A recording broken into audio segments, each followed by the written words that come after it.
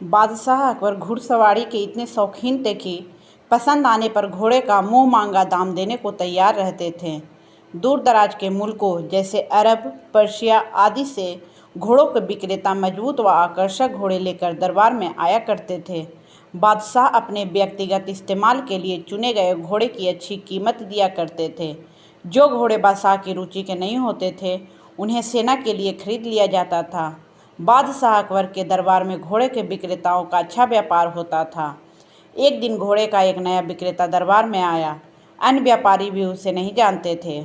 उसने दो बेहद आकर्षक घोड़े बादशाह को बेचे और कहा कि वह ठीक ऐसे ही 100 घोड़े और लाकर दे सकता है, बशर्ते उसे आधी कीमत पेशगी दी जाएगी।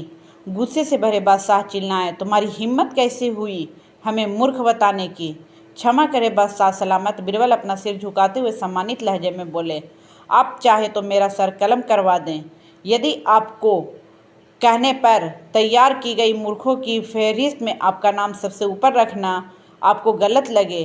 दरबार में ऐसा सन्नाटा छा गया कि सुई गिरे तो आवाज़ सुनाई नहीं दे जाए। अब बादशाह अकबर अपना सीधा हाथ उठाए, तर्जनी को बीरबल की ओर ताने आगे बढ़े। दरबार में मौजूद सभी लोगों की सांसें जैसे थम सी गई थी। उत्सुकता बस व उत्तेजना सभी के चेहरों पर नृत्य कर रही थी। उन्हें लगा कि बादशाह सलामत बीरबल का सिर धड़ से अलग कर देंगे।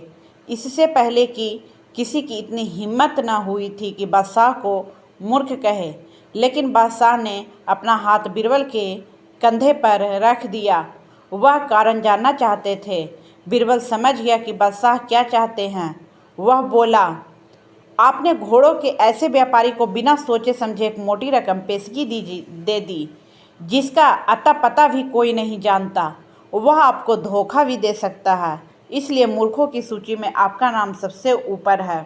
हो सकता है कि अब वह व्यापारी वापस ही न लौटे।